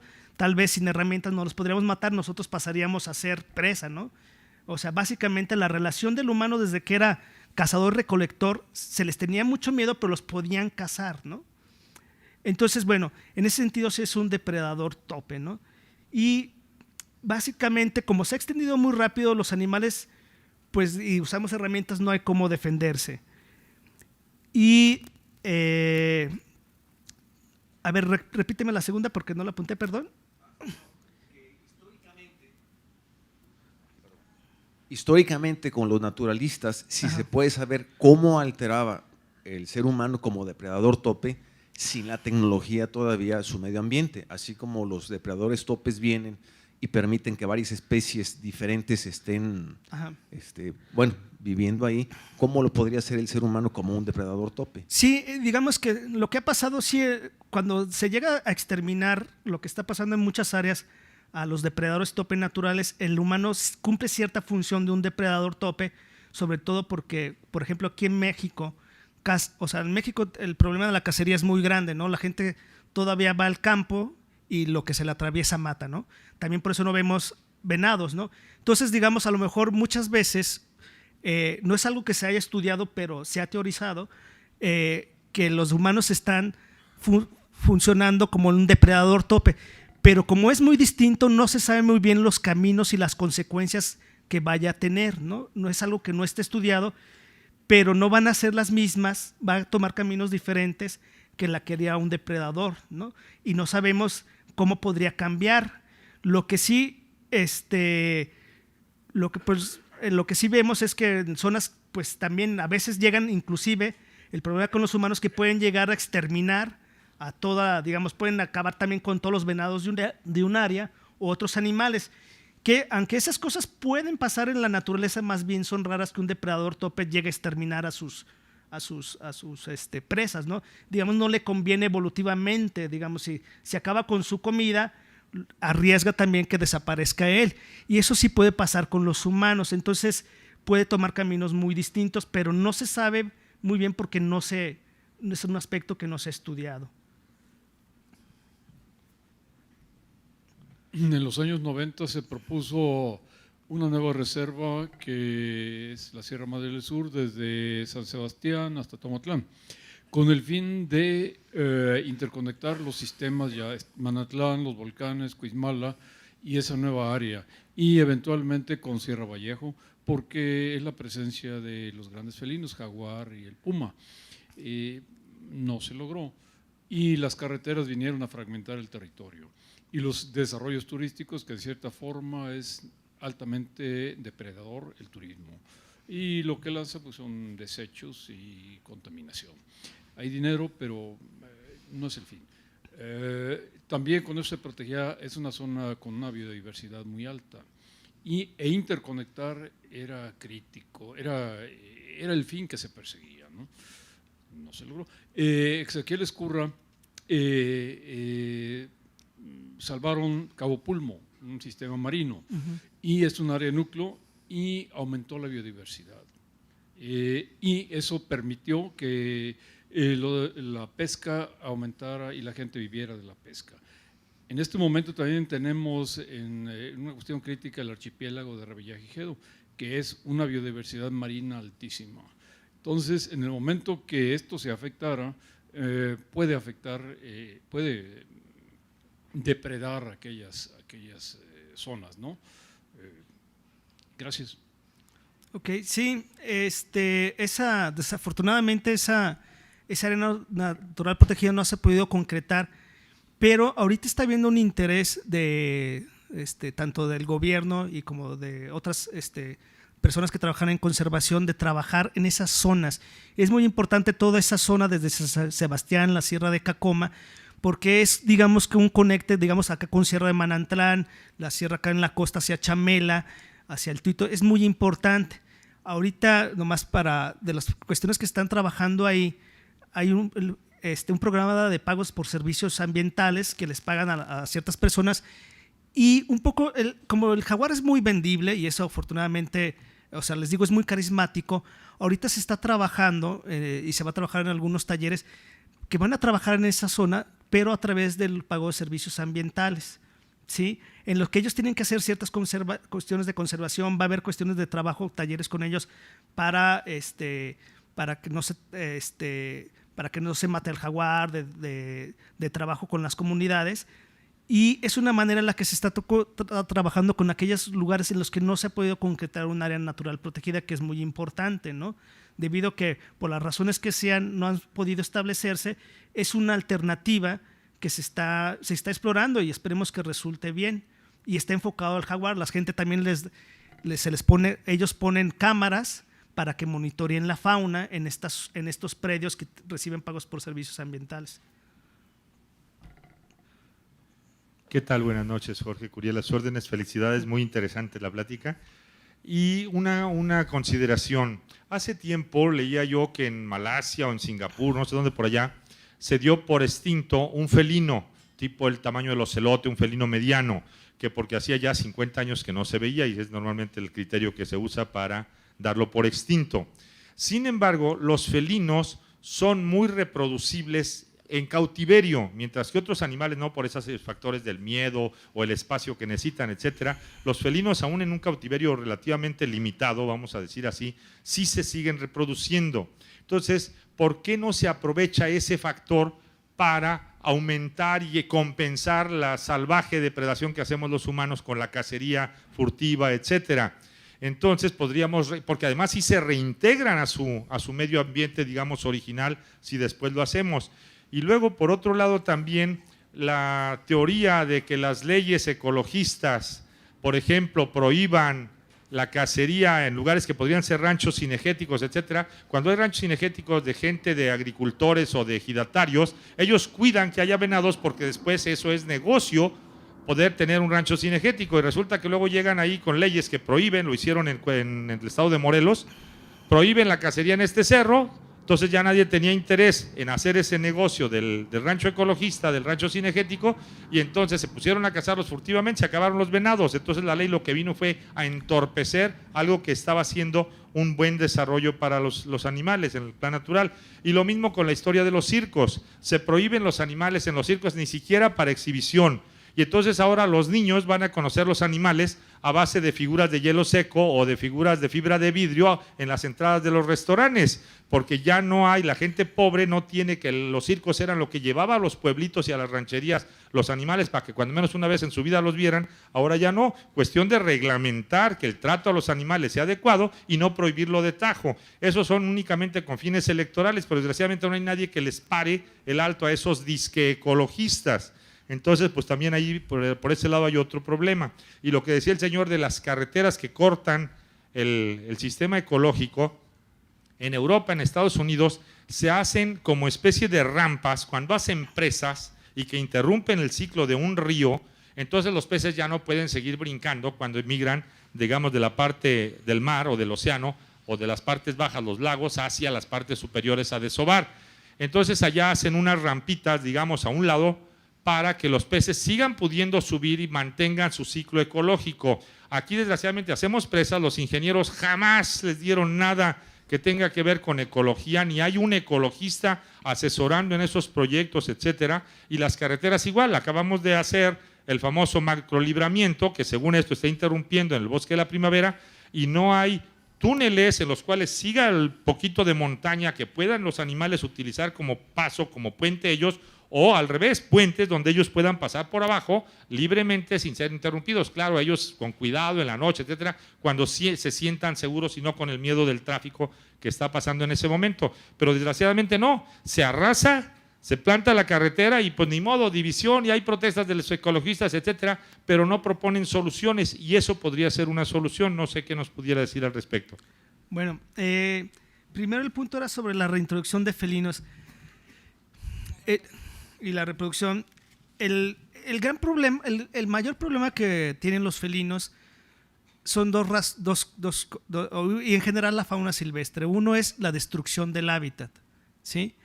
Y el otro es la cacería, son como lo más fuerte. Entonces muchas veces, aunque quisiéramos reintroducir, no hay dónde, porque aparte, pensando en felinos grandes, necesitan áreas muy grandes para vivir. Entonces, si ya no tenemos dónde donde vivan, aunque los reproduzcamos, no, pues no hay donde puedan vivir, ¿no? Pero la principal razón por lo cual no se ha hecho eso, que yo sepa, no hay un solo caso exitoso, ni uno solo en el mundo, de una reintroducción de un felino, digamos a lo mejor como de un tamaño de un leopardo, hacia grande, y desconozco si realmente hay alguno de un felino pequeño. Realmente ellos necesitan vivir en la naturaleza. ¿Por qué no ha habido un solo caso de reintroducción de felino exitoso? De cuando nacen a que dejan a su mamá, por ejemplo el puma y el jaguar, y es similar en gatos grandes, ¿no? Viven entre 12 y 18 meses con la mamá, y es que necesitan aprender a cazar. La cacería, que los vemos nosotros como depredadores, es muy difícil, súper difícil. O sea, necesitan aprender a cazar, y eso es muy difícil. No sé, o sea, eso solo aprenden con la mamá, porque inclusive ya los adultos, de 5 veces que un león, en general son como generales jaguar o puma, hacen un intento de ataque que están, digamos, de esos 20 metros que yo les trato de convencer que es una distancia, van a fallar 4 veces y solo una van a ser exitosos. Esos son los que ya están establecidos. Entonces es muy difícil cazar. La mayoría de los felinos, nomás es un poco para la dimensión, de los pumas sobre todo, que el puma se conoce mucho porque hay muchos estudios, la primera causa de muerte natural, sin que no es el humano, mueren en las peleas que están con un venado, lo patea, lo cuerna, lo avienta, se le entierra una rama, caen en una ladera. Es la primera causa de muerte, y la segunda es por hambre. Entonces, realmente es muy importante que aprendan a cazar, y eso no se ha logrado. Se han hecho intentos, pero que yo sepa no existe ningún caso exitoso. Puede ser que exista, pero que yo lo conozca no. Recuerdo en algún programa de televisión con la pantera nebulosa hicieron, que es más pequeña, que está en Asia, hicieron algunos y al menos uno sobrevivió. Uno los entrenaron, pero hizo más pequeños y los liberaron. Uno murió al poco tiempo, otro como a los 2 meses y el otro al año, quién sabe, al menos vivió 1 año. Y ya después le perdieron la señal y ya no supieron, se pasó a otro país, no recuerdo dónde era.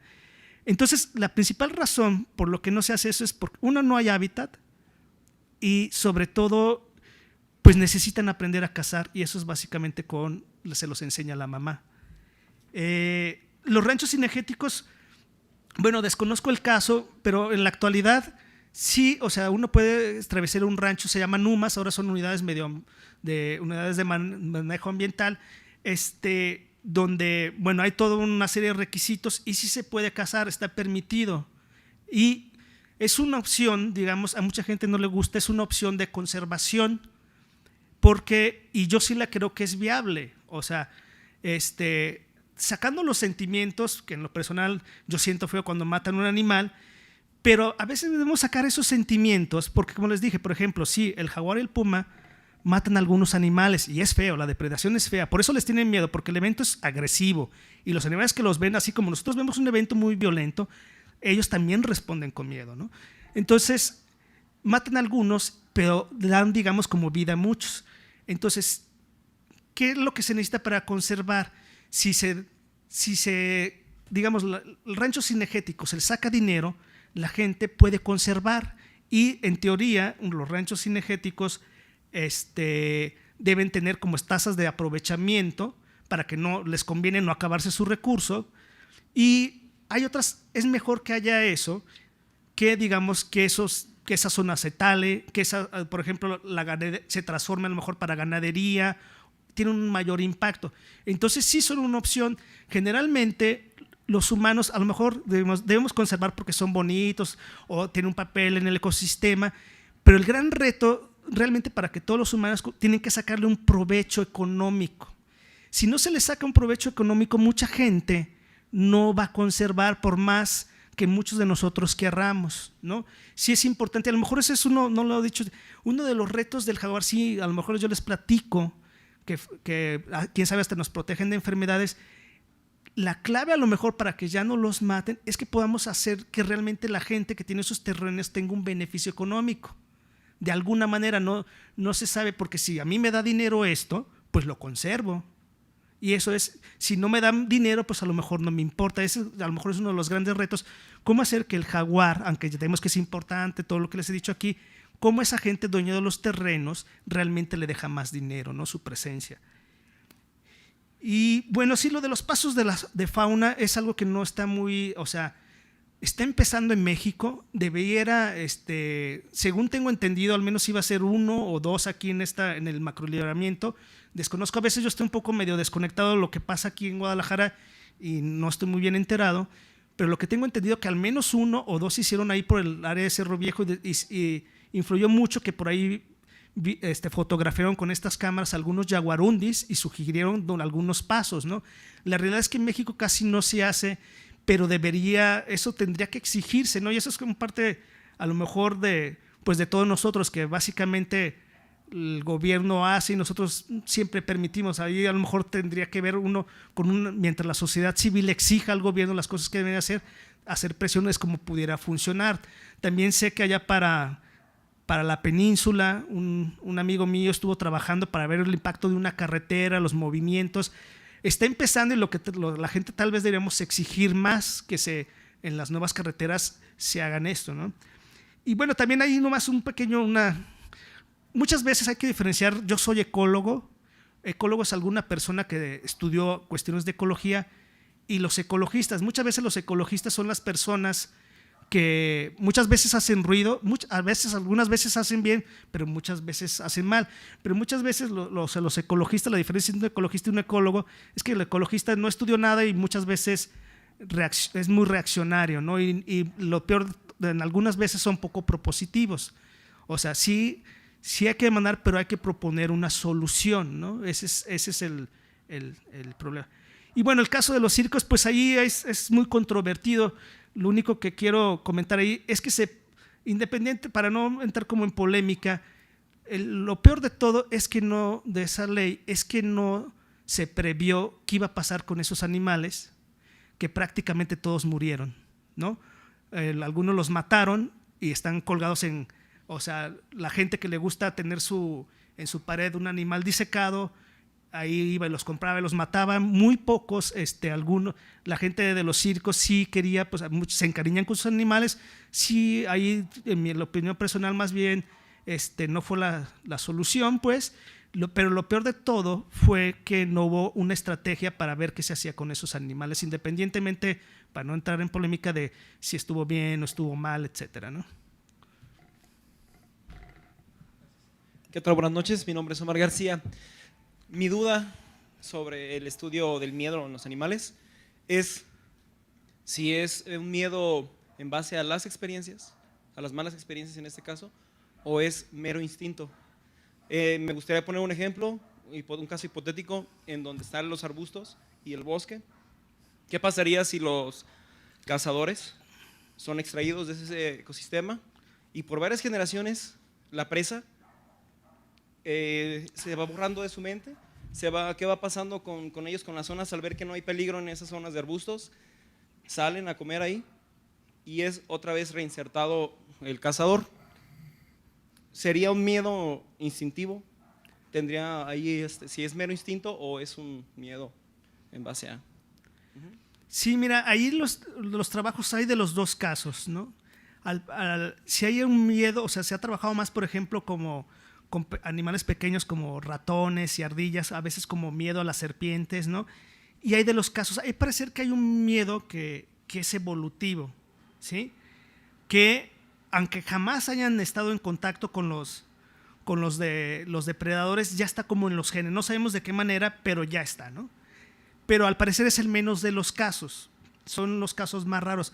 En la mayor parte parece que es aprendido, ¿sí? Y es aprendido. Hay un ejemplo clásico muy viejo por ahí de monos de los 70s, por ahí, creo finales de los 70s, en donde no recuerdo qué tipo de mono es, un mono africano, algunos que nacieron en cautiverio y otro que nació en vida silvestre y lo atrapan, ¿no?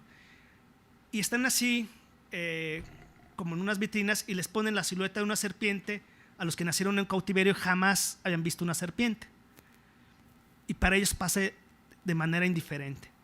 Luego le ponen la serpiente, pero de manera que está un vidrio al que capturaron en vida libre, pero lo están viendo los que nacieron en cautiverio, y le ponen la serpiente y el mono se pone como loco, grita, ¿no? La segunda fase, a los que no habían reaccionado, le ponen eso y se ponen locos. No saben qué es, o sea, cómo aprenden los animales. Y eso parece muchas de las veces también de los miedos de los humanos, que el miedo a las arañas es aprendido. Los bebés y las crías desde muy pequeños saben, o sea, se dan cuenta que si la mamá ve una araña y grita y se espanta, no saben qué hace, pero lo asocian que es malo. Y cuando lo ven, gritan y eso, ¿no? Eso aprenden muchas veces por el grupo. Eso es, digamos, no por la experiencia propia, sino por la experiencia de otros. Es una transmisión cultural. Muchas cosas de los animales, y sobre todo, es una transmisión cultural. Tienen, digamos, como predisposiciones a veces genéticas, pero necesitan activarse muchas veces por lo que ven con los compañeros, ¿sí? Y ya, si ves un evento de predación es la otra forma, o sea, tú directamente ves un evento agresivo, porque les digo, eso es muy dramático, ¿no? Y tú ves que estás sufriendo los gritos, y, o sea, eso también son como las formas de aprender. ¿Y qué pasa si en un lugar, es lo que pasó en Yellowstone? Lo que tú me preguntas, si algún lugar se desaparecen, exterminaron a los lobos, digamos, los animales bajan la guardia generación tras generación, no hay lobos, comían mucho, no vigilaban, se iban a las zonas por cualquier lado, pero aprenden muy rápido, ¿sí? Por la experiencia. Como en ese ejemplo que les decía, en una zona había lobos y era muy distinto el comportamiento, porque aquí tenían 70 años que no había lobos.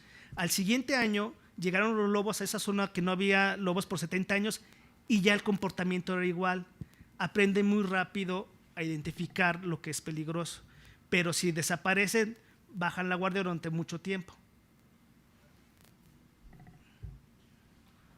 Hola, mi pregunta es si en la base que está en Manantlán, el público general la puede visitar para alguna actividad, no sé si ahí tienen pláticas, o alguna vez leí que pues, ahí tienen un montón de dormitorios para la gente que trabaja ahí, pero incluso como verlo como tipo campamento, algo para acercarnos a la población en general a esa base de estudios que la verdad pues es un poco desconocida si no estás en el ámbito académico. Bueno, la Sierra de Manantlán es muy grande, ¿no? En teoría se podría visitar si hubiera como, o sea, hay ciertas reglas, ¿no?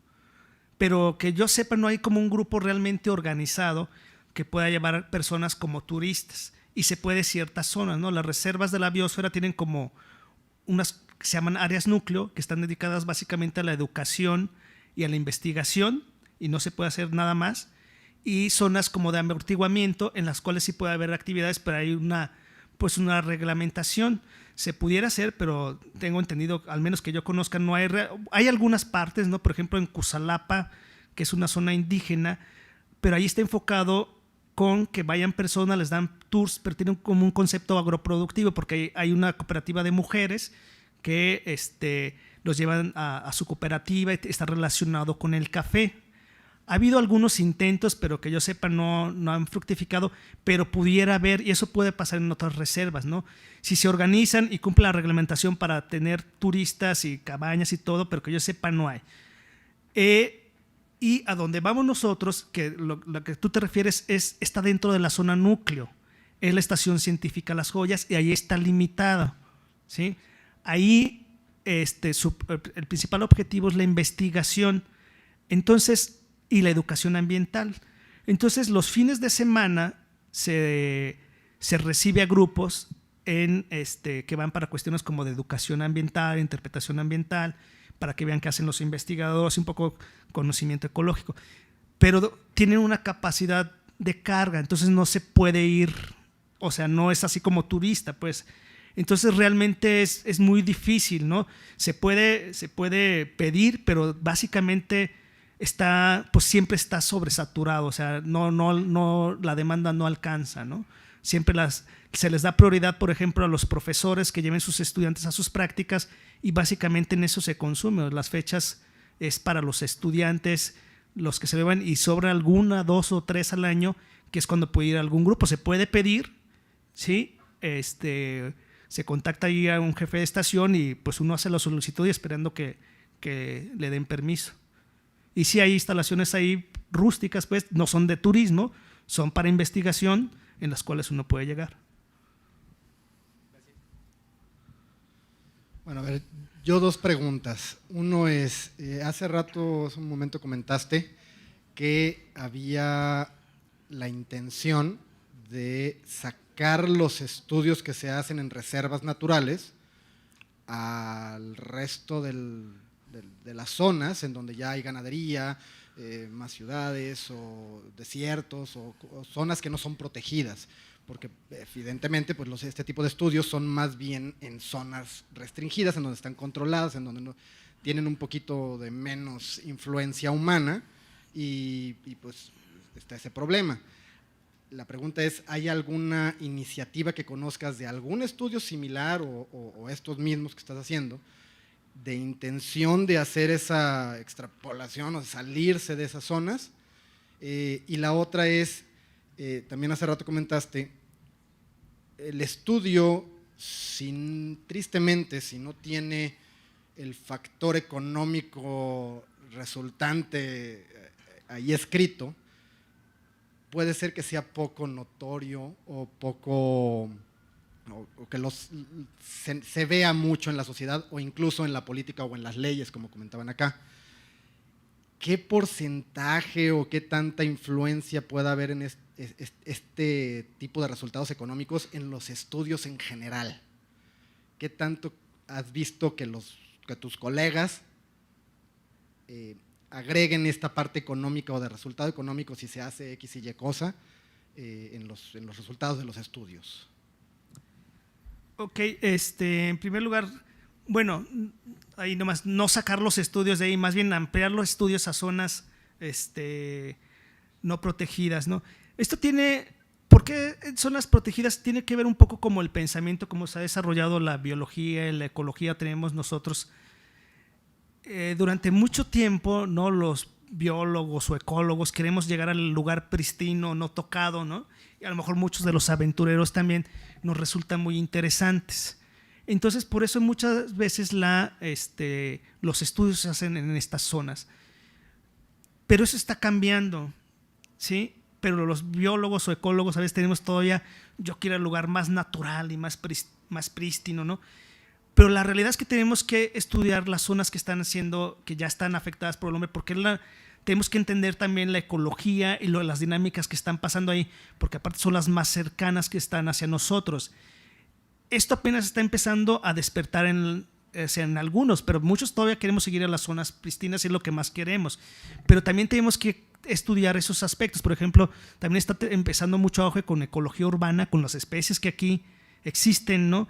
Y también se tiene que aprovechar, porque mucha de la gente, a lo mejor muchos de nosotros tenemos fortuna de ir al campo y conocerlo, pero en las ciudades cada vez hay gente que jamás ha conocido el campo y su único medio de contacto es a través de los animales que están aquí. Entonces, eso se está empezando a trabajar y está creciendo, está tomando auge. Pero también tiene que ver un poco también como los recursos, esto ha influido en que los recursos se destinen sobre todo a áreas naturales protegidas, y las personas que trabajan en áreas naturales protegidas, que a veces hay recursos, no pueden trabajar pues de la raya para acá, ¿no? Entonces también eso ya está como en la estructura, entonces tiene que haber mecanismos a lo mejor del gobierno también y se están empezando a abrir para que se pueda estudiar esas zonas. Está habiendo cada vez más interés, aunque está en el papel, porque sí está en el papel, pero en la práctica todavía no es muy fuerte, pero hacia allá va la tendencia. Sí tengo algunos amigos que trabajan creo que se llama en La Frailesca, no conozco en Chiapas, que están trabajando con tapir y con jaguar, que no es un área natural protegida, pero son estas áreas que a lo mejor pudieran servir de conexión entre áreas naturales protegidas, que es lo que se llama corredores biológicos, ¿no? Entonces, ese es de los casos que recuerdo, ese es uno, ¿no? Pero poco a poco van a ir más. Y los proyectos de viables económicos, esa es algo que es una postura que no, o sea, no, la mayoría de los que trabajamos muchas veces en ecología hacemos proyectos y todo, y como este sesgo que tenemos muchas veces de formación, de conservar y todo, como que hay un sesgo de formación de que es bonito y nunca nos enseñaron o no tenemos muchas veces herramientas como un poco más prácticas que tienen que ver con el manejo. Tenemos que aprender un poco con el manejo y creo que, pues, que sí, la mayoría no hacemos nuestros estudios con que haya como algún beneficio económico y a veces algunos son más sencillos que otros, ¿no?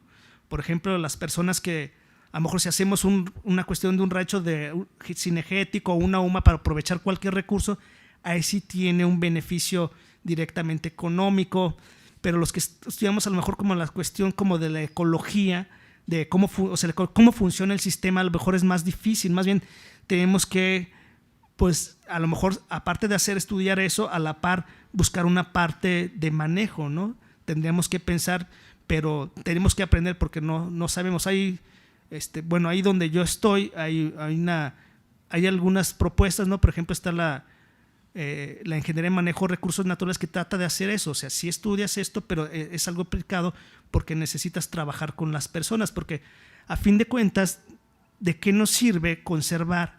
Tenemos que trabajar con las personas porque los dueños de los terrenos a fin de cuentas son los que hacen el uso de los recursos naturales, y lo que sí me queda muy claro es que si no hay un beneficio económico es muy probablemente que se pierda, o sea, sí habrá algunos que por carisma conserven, pero la realidad, aunque no nos guste, tienen que tener como algo pues para que puedan vivir, ¿sí? Es como, si no puedo vivir, lo que ha pasado mucho a veces en África, los parques nacionales están bien, pero la gente está muriendo de hambre en los alrededores, entonces invaden y todos esos esfuerzos de conservación pues terminan matándolo. Lo que se tiene que trabajar es con el desarrollo, para que tengan un beneficio económico, a lo mejor alternativo, no necesariamente del uso de los recursos naturales, pero para evitar esa presión hacia estas zonas, si no van a terminar siendo como invadidas, digamos.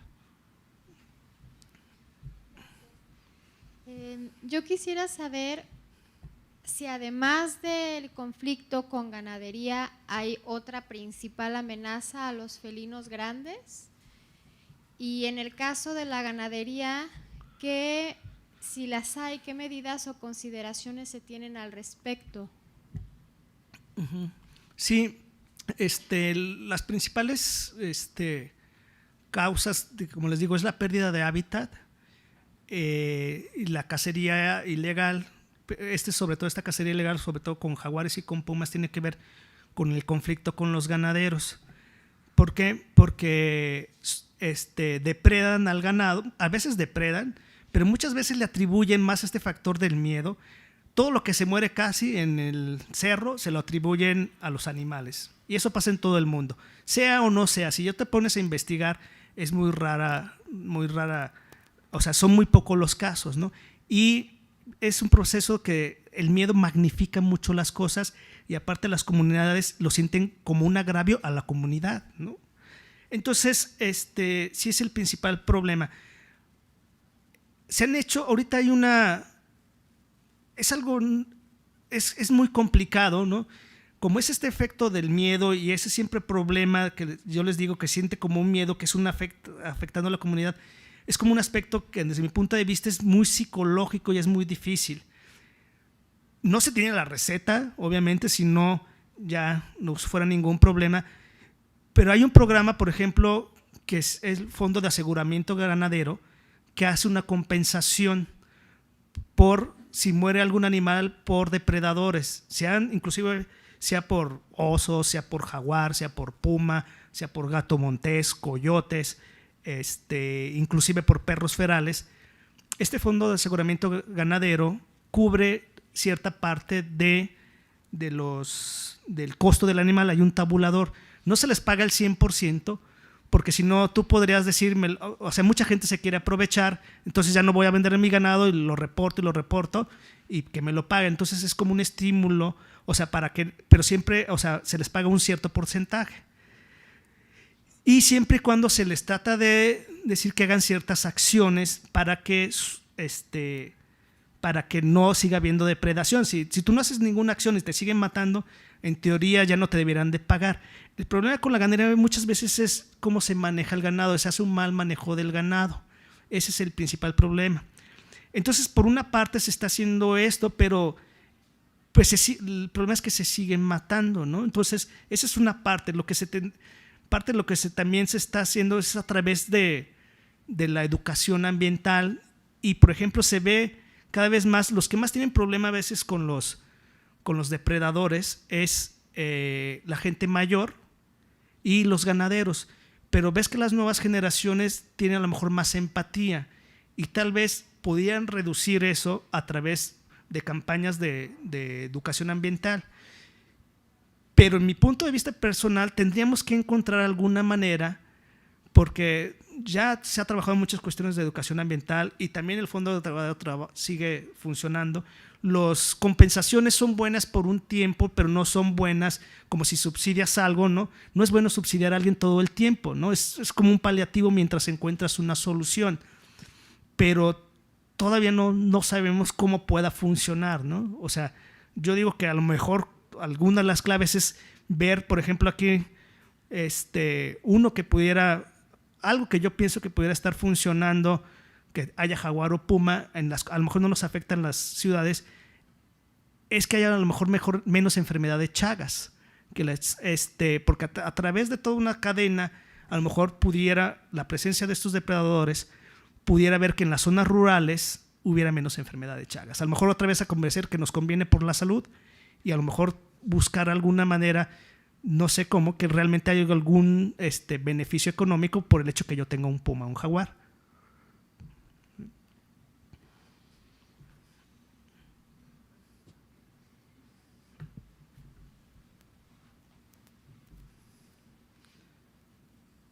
Creo que sigues aportando mucho en las intervenciones que has hecho para responder las preguntas. De hecho, ahorita están metidos mucho en esto del beneficio económico.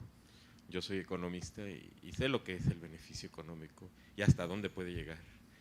Y entonces, en esos términos ambientales, creo que se ha reincorporado mucho, incluso en la teoría económica, que le llamaban externalidades, ¿no? Y refuncionalizan todos los costos económicos hacia el mismo sistema, convirtiéndolo en costo ambiental, ¿no? Y ahora se ha desarrollado toda una impresionante industria ambiental desde los últimos 20 años, impresionante. Pero también habría que, en este caso, por ejemplo, que nos estás hablando de Manantlán y que lo tenemos tan cerca, no solo buscar el beneficio económico, sino el beneficio social, que está muy por encima del beneficio económico. Y hablaste de una palabra clave que no se incorpora en estos tiempos de egoísmo extremo, que es el beneficio no individual económico, sino el beneficio social comunitario. Y hablaste del aspecto comunitario, estas mujeres indígenas cultivando café en comunidad. Entonces la comunidad puede conservar mejor el ambiente que el egoísta que solo pone su rancho para beneficiarse para él mismo, porque es un chantaje. Si no me das lana, pues destruyo lo que puedo. No es como el delincuente, te agarra en la calle, o me das dinero o te mato. Entonces eso es un chantaje social. Entonces, y una cosa que también nos decía una persona que intervino acá, nada más sería comentar, decía, somos el depredador tope, ¿no? Pero también habría que estudiar ahí un poquito, meter esta interacción entre disciplinas científicas, la antropología. Nos tomó miles de años llegar a ser el depredador tope, los homínidos eran presas, y uno de esos tantos homínidos incluso empezó a depredar a los otros homínidos, porque hubo competencia entre homínidos en las fechas recientes, incluso el Cromañón perdió ante el Homo sapiens. Y llegamos a eso y después culturalmente empezamos a desarrollar herramientas, que luego les llamamos tecnología, pero son eso, herramientas. Y con esto pues hasta arriba, ¿no? Pero ahora al ser el depredador tope nos estamos depredando a nosotros mismos y a todas las demás especies, lo que ninguna especie había logrado. Entonces sí. Eso es impresionante, ¿no? Habría que estudiar esa relación cultural antropológica junto con esta cuestión ambiental. Y por último, nada más lo de Manantlán, que sí nos dices que está muy difícil lograr que te den un espacio para visitarlo, ¿no? Habría que, más que organizar una especie de turismo ambiental, sería bueno generar esto, educación ambiental masiva, no con la idea de llegar a turistear ahí a bobear la selva, la zona de Manantlán, la selva caducifolia, sino también llegar a realmente entenderla para poder amarla, y lo que no se ama no se conserva. Gracias. Sí, bueno, sí tiene mucha razón. O sea, básicamente muchos de los proyectos de desarrollo sustentable tiene que ver, para que realmente un proyecto sea exitoso, tiene que ver con un desarrollo social de las comunidades, y no, si hay, digamos que solo algunos que se benefician individualmente, eso no asegura nada, ¿no? Tiene que ver básicamente un mejoramiento en todas las condiciones de la comunidad, ¿no? Y, ya se me fue la onda, pero bueno, y bueno, sí, o sea, lo que te decía, sí, la cuestión del humano es que muy rápidamente cambió, ¿no? O sea, una vez que usó las herramientas, el cambio fue muy drástico, aunque duró mucho tiempo. Una vez que empezó a usar las herramientas en tiempos evolutivos, fue una cuestión muy, muy, muy rápida, ¿no? Y bueno, también nomás para terminar, sí, bueno, yo digo lo económico y no sé de economía ambiental, o sea, los economistas ambientales tienen sus maneras, pero es una combinación de varias cosas, ¿sí? Lo principal, o sea, sí es la educación ambiental, un poco la sensibilización también, una combinación de varias cosas, el manejo, ¿no? El manejo de los recursos inteligentemente, ¿no? Y también, pues bueno, en eso pudiera entrar el beneficio social en general para toda la comunidad, ¿no? Pues ahora sí que ya con esta pregunta llegamos al final. No sé si quieras comentar algo de cierre, si no ya… Bueno, pues nomás darle las gracias a todos que estuvieron aquí, que estuvieron preguntando. Fue un placer, ¿no? Me da… Es un placer para saber que uno le pregunten, porque quiere decir que la gente le interesa el tema, y pues muchas gracias a ustedes por estar aquí este tiempo.